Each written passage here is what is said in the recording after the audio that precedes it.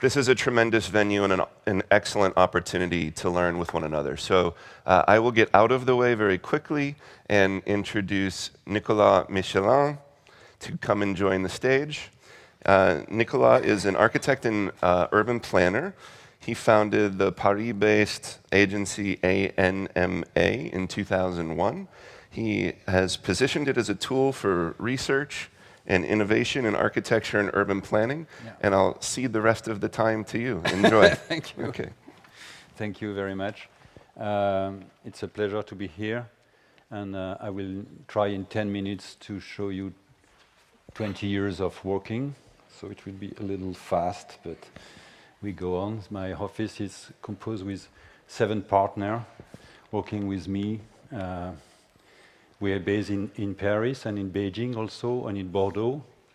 And I show you 6 or 7 projects using a lot of material to introduce the daylight inside the building.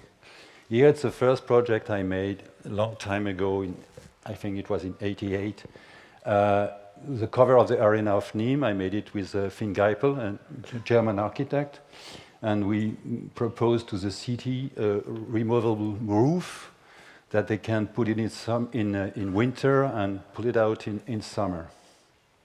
This roof is composed with an inflated roof, and the thing I want to show you with the panel between the roof and the arena, and it's a very specific panel to introduce the daylight inside the arena because the roof was almost opaque, and the quality is that this panel can be open in 2 or 3 seconds. You have suddenly this fantastic roof opening, and the air comes here. Then I made a project always with Finn Geipel. It's a project in Limoges. It's a school of art design, and the specificity of this project is the roof.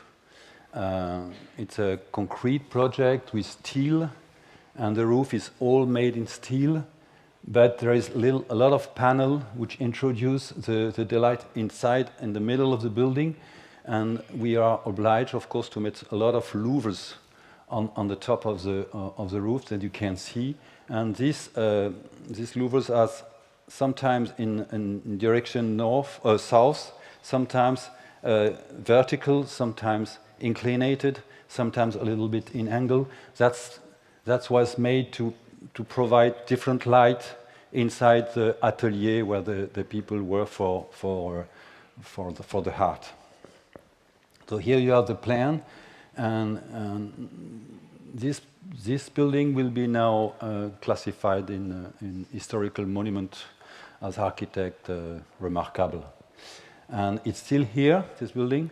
We renovate the roof now because we have some problem with the little birds with eating the silicone, and it makes a lot of little fuite inside the building. And here you can see this concrete project still, and with the daylight coming inside. Then after this project, we become a little well-known with Finn Geipel, and we made a project called Métaphore d'Aubervilliers.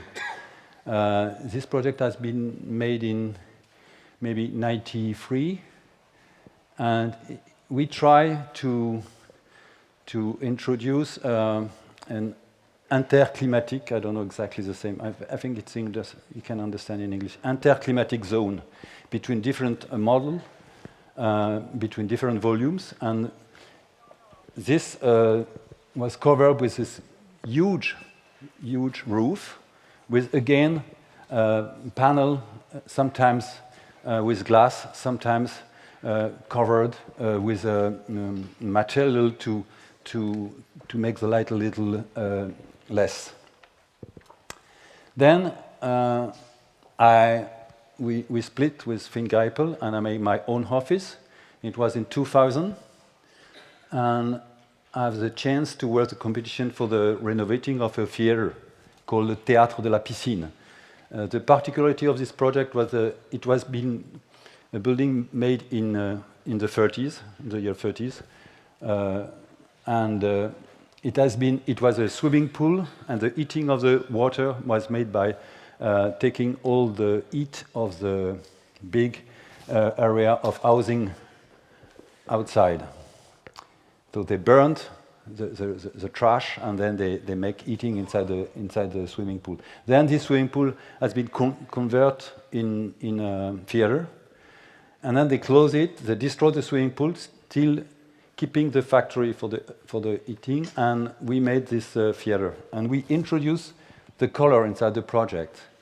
This is a fish eyes photos.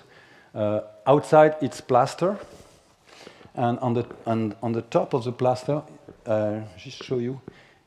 This is the plaster. This is the whole building, and we put the theater in the middle, and the color. The coloring light is coming from this part here, or around here. And you can see it here, around. This is the whole building. Here, this is a new building. And this is the color panel that you can see here. So it goes from the yellow to the blue. It's a very simple ideas, but it works very, very well. People sometimes go inside the theater only to see that. Even there is no sun, it works. It just after, when the daylight is over, with at night, it becomes again white. And when you go inside the theater, it's completely in woods. And we, in the theater, they make repetition, and they are always in the dark. And we, with the office, decide to make an oculus, a lanterno, on the top of the roof that you can close. But also when they make repetition or when they work inside the stage, they can open it. Like it's like a moon open here. I'm still in the time. Then we work for the National University of Strasbourg. It's a German building, made after the war. Oh, sorry, I want to show you. It's here. And here you have a cupola, you can see here. It's a glass cupola. It's a very specific cupola. It's in the Place de la République in Strasbourg. And we win the competition to renovate inside the building. It was not possible to change the outside, the facade. It was classified historical monument. But inside we completely changed the project. So here it's interesting because you see the whole German period with the big staircase, the cupola, inside the cupola, then a little lanterno, and the big one here. And in the 50s, after the war, French architects destroyed completely the German part. It's at the end of the war they were against. So they completely destroyed all the decoration, even the cupola, and they made a different project. They close here, so you never can see what's happened on the top. So when we win the competition, we again make the stem staircase, more or less, not completely the same, and we put in the middle of the library a huge staircase going up, and we open of course the cupola. So when you are in the library and you work here, you can see the daylight, and you can also have the view on the big cupola. And we have some cable, the cable net going from here it's a square, here it's a round, and then you go on ellipse form. So it provides something very strange, and it works well because the daylight comes here, and on this cable it goes inside the lecture. So here you can see the inside when we destroy. Inside this is a whole cupola. You see in the 50s they close it, and then we completely open it, and now it works fantastically because the people who sit here or here, they always have the view on this natural light outside. So here you have the view of the cupola with the daylight coming inside the library, and here you have the staircase turning around the system. Next project, this is in Nancy. It was a big competition with Rem Koolhaas, Herzog de Meuron, Dominique Perrault, etc., etc. Unfortunately, we win the project, which is not so easy. And it was a surprise also for everybody. So we decide to, sorry for that. We decide to destroy, we keep, this one has to be kept, but we destroy all the old military area here. And it was to build a big campus, the campus called ARTEM, Art Technology Management. And you have, so we win the competition. It was a urbanism competition and also architecture. And just shortly, here it's a school art made by Hunter Trifala. It's an Austrian architect. Here it's Lipsky Rollet. We make another school, and we made the engineer school and the research complete. And we built this big gallery. When you have an English lesson, when you are in school art, and it's here, you have the amphitheater here, you can go through the gallery. When you are engineer here and you want to meet someone here in the research, you go through the gallery, etc. So the gallery, it's a meeting between everybody, all the students, with a big amphitheater. There are 7 amphitheaters in the middle. So this gallery is also outside and inside. It's along the street, so people can use it. It's not completely reserved to the students, but it's open to everybody. And it's complete colorful glass with 3 types of red and 3 types of blue. And this picture, it's maximum when there's sun going. I think it's a little, how do you say, chromatic, stronger. When you are inside, you don't feel it. You don't feel blue, or that's not. You're not red, you're not blue, that's not true. But here you can see the way it works with the high and also the natural light. The specific on my office, I work a lot with natural ventilation. We make a lot of office building with no mechanical system. It's only natural ventilation. And I think this is a big, architects have to work on it because of the problem we have is ecological problem nowadays. I think to try to avoid to not make mechanical system inside the building, it is the best way to build today. And here you have I don't know how you call it, Canadian, puits canadien. It's mean Canadian well, yes. Under the gallery, 300 meters long, and the air goes outside here. So it's fresh air coming from here, and then natural ventilation goes outside. It's worked perfectly. It's an interclimatic zone. Outside can be 30 degrees. Inside it's no more than 25, 22, depends.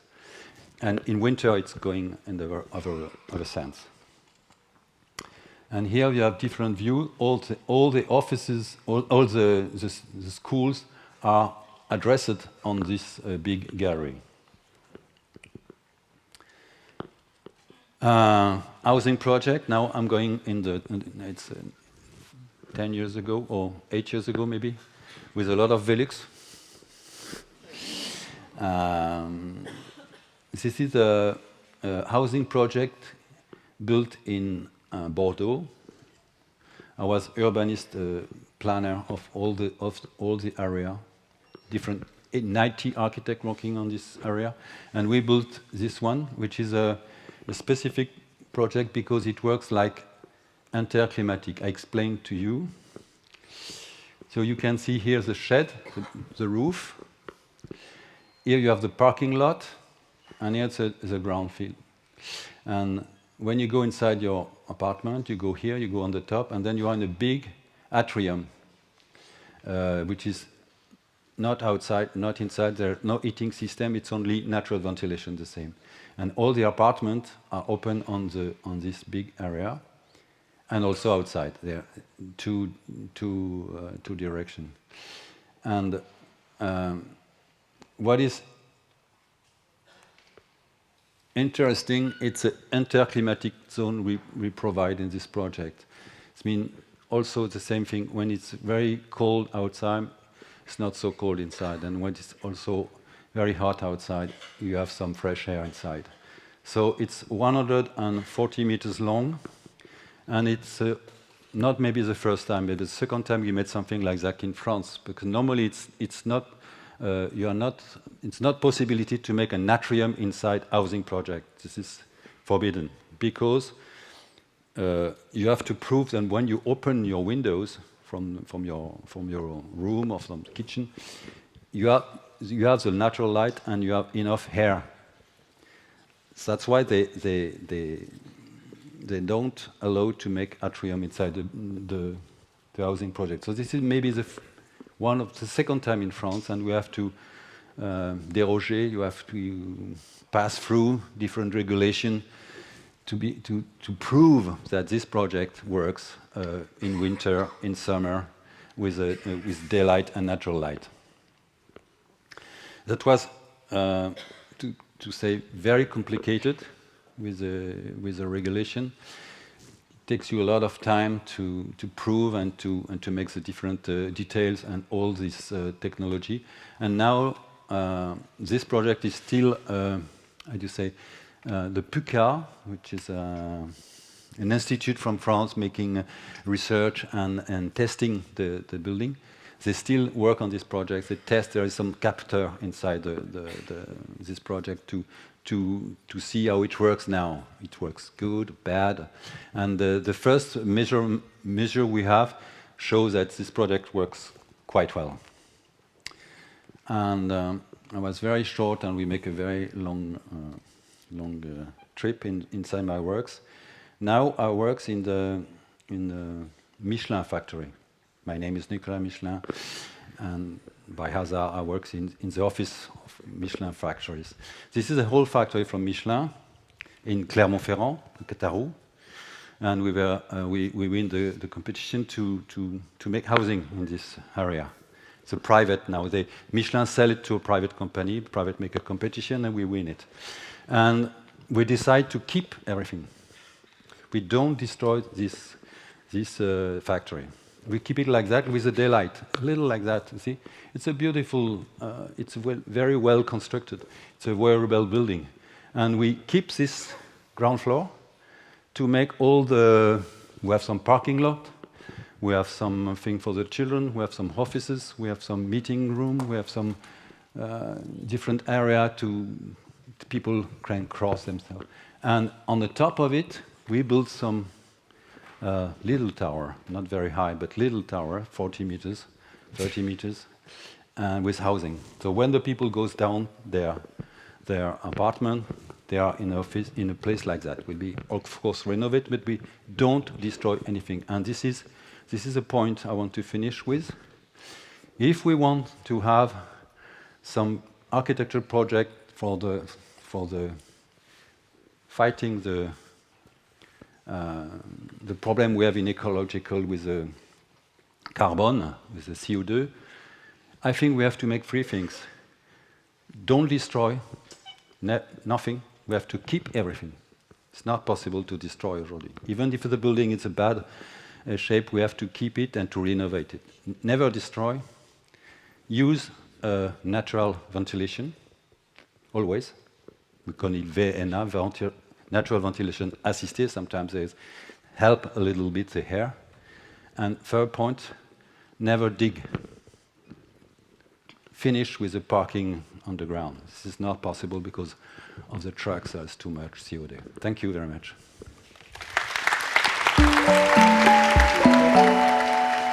Merci.